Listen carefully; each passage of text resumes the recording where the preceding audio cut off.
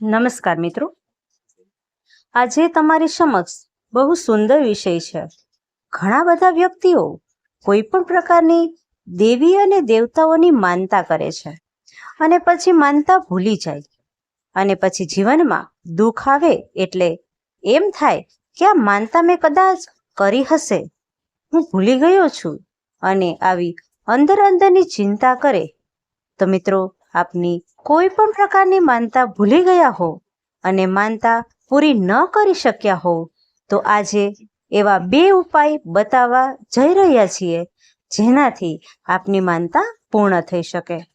મિત્રો, આ વિડીયો પરિપૂર્ણ રીતે જરૂરથી સાંભળજો, કેમ કે તમારા જીવનની અંદર કોઈ પણ પ્રકારની શ્રદ્ધાથી જે દેવી દેવતાને માનો છો એ દેવી દેવતા ઉપર શ્રદ્ધા રાખવી ખૂબ જ જરૂરી છે. મિત્રો, માણસો પોતાના જીવનમાં 3 રીતે માનતા કરે છે. એક તો પહેલી માનતા કરે ઈચ્છાની પૂર્તિ માટે. પોતાની જે પણ ઈચ્છા હોય કે મારો દીકરો ઉંમરલાયક થઈ ગયો છે તો એના લગ્ન નથી થતા, કોઈ પણ દેવી દેવતાની માનતા કરે તો કોઈ એમ કહે કે હું આ કુળદેવીની માનતા કરું છું જેનાથી મારા દીકરાના લગ્ન ખૂબ જ જલ્દીથી થાય. હું ધજા ચડાવીશ અથવા તો એમના ભારોભાર પેંડા વેચીશ, સાકર વેચીશ, અથવા તો કોઈ પણ પ્રકારની માનતા ઈચ્છાની પૂર્તિ માટે વ્યક્તિઓ માનતા કરે છે. અથવા મારો દીકરો નોકરી મળતી નથી, જો એને નોકરી મળી જશે તો હું આ માનતા કરું છું અને આ માનતા હે માં તમે પરિપૂર્ણ કરો. કોઈ પણ દેવી દેવતાને આપણે માનતા હોઈએ, આપણી દીકરી અથવા દીકરો વિદ્યા અભ્યાસ કરતો હોય, એને જે ક્રમાંક આવવા જોઈએ, જે ગુણ આવવા જોઈએ એ ન આવે તો પણ ઘણા બધા માનતાઓ કરે છે. કોઈ પણ વસ્તુની પ્રાપ્તિ માટે એટલે કે દરેક પ્રકારની ઈચ્છાની પૂર્તિ માટે માણસ એના જીવનમાં માનતા કરતો જોવા મળે છે. અને જ્યારે ઈચ્છા ભગવાનની કૃપાથી પરિપૂર્ણ થાય પછી અમુક સમય વયો જાય છતાં એ માનતા પૂરી કરી શકતા નથી. દુઃખ આવે એટલે મનમાં શંકા જાગે, તર્ક જાગે, એમ થાય આ માનતા મેં કદાચ કરી હશે ને પરિપૂર્ણ થઈ નથી. હવે કેમ આ માનતાને પરિપૂર્ણ કરો? હવે આ માનતા પરિપૂર્ણ કરવાનો જે સમય હોય એ સમય ચાલ્યો ગયો હોય અને સાથે શક્તિ પણ ન હોય તો માણસો માનતા પૂરી કરી શકતા નથી. બીજી માનતા માણસો ક્યારે કરે તો કે સંકટમાં કરે. કોઈ પણ પ્રકારનું દુઃખ આવે, જ્યારે ધનની હાનિ થાય, અને ધનની હાનિ થયા પછી જે જીવનમાં દુઃખ આવતા હોય એનાથી બચવા માટે આ દુઃખ ચાલ્યું જાય, હે ભગવાન, હું આ માનતા કરું છું, એ માનતા પરિપૂર્ણ કરો. દુઃખ તો ચાલ્યું જાય છે પણ સુખ આવે ને ત્યારે માનતા ભૂલી ગયા હોય છે અથવા તો માનતા આપણે પૂરી કરતા નથી. પછી મનની અંદર તર્ક વિતર જાગે છે.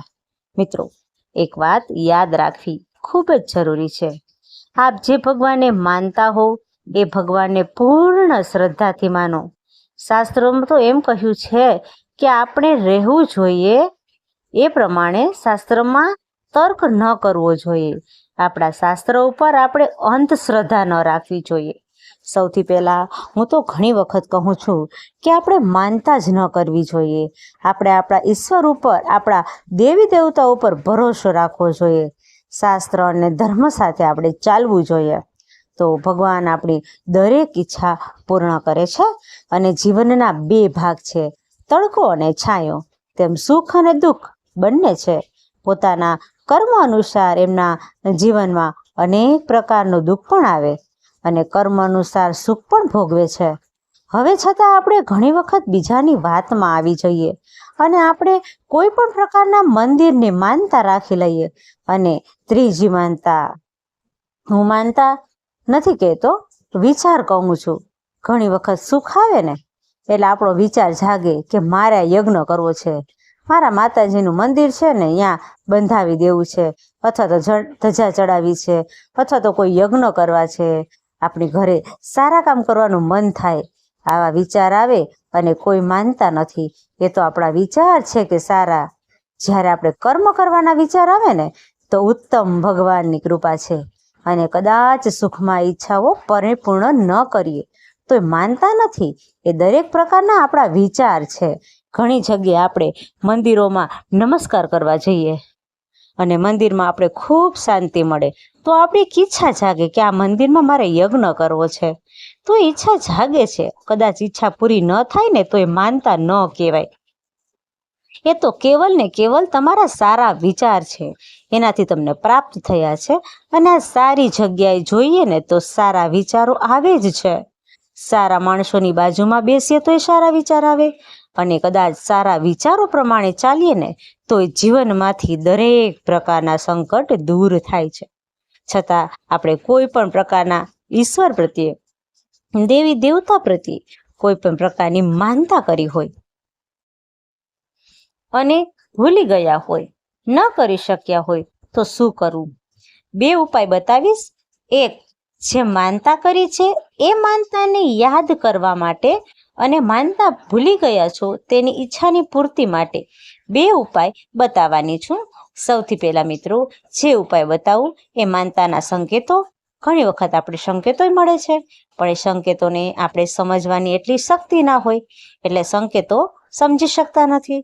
બીજું, ઉપાય બતાવવું એ પહેલા એક નમ્ર પ્રાર્થના છે કે મારા નવા મિત્રો આ વિડીયો જોઈ રહ્યા છો, તો આ વિડીયોને તમને ગમે ને તો જરૂર ને જરૂર તમારા મિત્રો સુધી શેર કરજો. સાથે કોમેન્ટ બોક્સમાં આપ જે દેવી દેવતાઓને માનતા હોય ને એનું નામ તો જરૂરથી લખજો, અથવા મહાદેવ હર અથવા તો જય માતાજી અવશ્ય લખી નાખજો. અને સાથે મિત્રો, જે પણ ચર્ચા કરીએ એક પ્રશ્નના માધ્યમથી આ ચર્ચા કરું છું. મને મારા એક યજમાનના બેને આ પ્રશ્ન કર્યો કે મહારાજ, હું માનતા ભૂલી ગઈ છું, તો મારે શું કરવું? એટલે મને થયું કે આની ઘણી પ્રકારના ઘણા વ્યક્તિઓના પ્રશ્ન હશે, એટલે તમારી સમક્ષ આ વિડીયો હું મૂકી રહી છું. સાથે મિત્રો, આપને આપની જન્મકુંડલી જ્યોતિષના માધ્યમથી બતાવી હોય તો આ ગ્રહો કઈ સ્થિતિમાં છે, શુભ સ્થિતિમાં છે કે અશુભ સ્થિતિમાં જાણવું હોય તો તમને જે નંબર આપું ને એમાં તમારે કોન્ટેક્ટ કરવાનો. જો જ્યોતિષનો સમય 10 વાગ્યાથી લઈને બપોરના 1 વાગ્યા સુધીનો છે, અને સાંજે 5 વાગ્યાથી લઈને રાત્રે 9 વાગ્યા સુધીનો છે. અને મારી ઓફિસ જામનગરમાં છે. જામનગરથી થોડેક દૂર તમારે છે એ પહોંચી જવાનું, અથવા ઓનલાઈન વ્યવસ્થા કરવામાં આવેલી છે. આપનું નામ, જન્મ તારીખ, જન્મ સમય બધું અમને મોકલી આપવાનું, અને દક્ષિણા મોકલવી હોય તો મોકલવાની, નહીતર આપણે ફ્રીમાં પણ કામ કરીએ છીએ. આપના ગ્રહો અનુસાર શાસ્ત્રના ઉપાય લખ્યા હશે. આ ગ્રહ અનુસાર સરળ ઉપાય પણ તમને બતાવવામાં આવશે, જે આપ કરી શકો છો. મિત્રો, હવે પેલો તમને ઉપાય બતાવું. એ ઉપાય બહુ સરળ છે. એ ઉપાય કઈ રીતે કરવો? તો કે આ ઉપાય રાતના ભાગમાં કરવાનો. સાંજના 9 વાગ્યા પછી ગમે ત્યારે તમે આ ઉપાય કરો. આપનું મંદિર હોય ને એ મંદિરની સામે તમારે પહેલા બેસી જવાનું. પછી એક ગાયના ઘીનો દીપક જગાવવાનો, જેને આપણે વાટ કહીએ. મિત્રો, વાટ જે રૂવાડી ગોળ વાટ બનાવીએ ને એવી વાટ હોવી જોઈએ.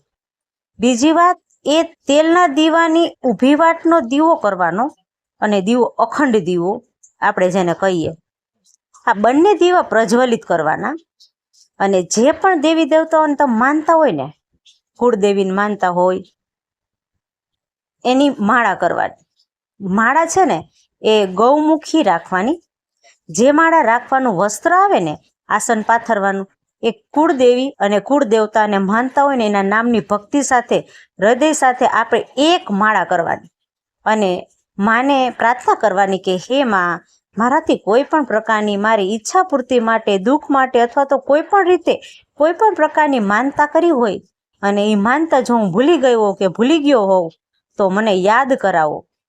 હું જરૂરથી તમારી માનતા પૂરી કરીશ. આ રીતે આપણે 1 માસ સુધી કન્ટિન્યુ આ ઉપાય કરવાનો. માના સંકેતો, દેવી દેવતાના સંકેતો મળે ને તો માનતા આપણને યાદ આવી જાય. એટલે માનતા જરૂર પરિપૂર્ણ કરજો. હવે મારા બહેનો માટે ધર્મના 5 દિવસ કે 6 દિવસ કાઢી નાખવાના, અને 6 દિવસ પાછા પરિપૂર્ણ કરવાના. બીજો રસ્તો તમને બતાવું.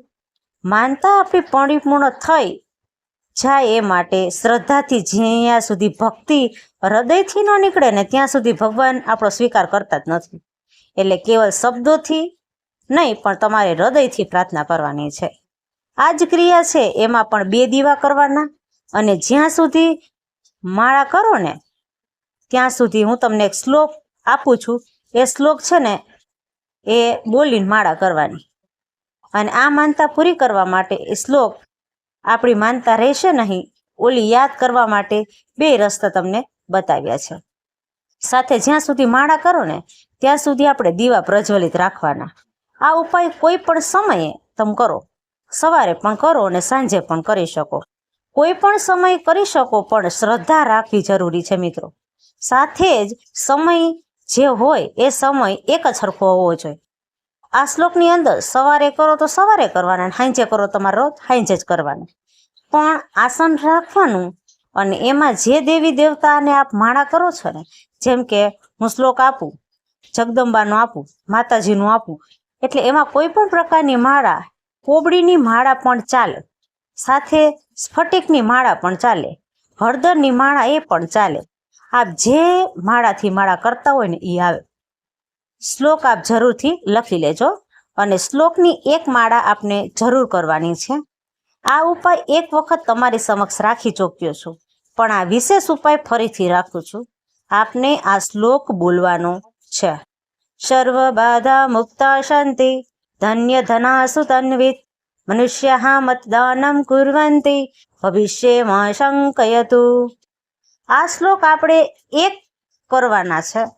માં જગદંબા માથે, દેવી દેવતાઓ માથે સંશય રાખવાનો, કોઈ પણ પ્રકારનો તર્ક વિતર રાખવાનો આપણે રાખવો જ ન જોઈએ. આપણા શાસ્ત્ર ઉપર અને આપણા કુળદેવી ઉપર અને કુળદેવતા ઉપર જરૂરથી આપણને શ્રદ્ધા હોવી જોઈએ.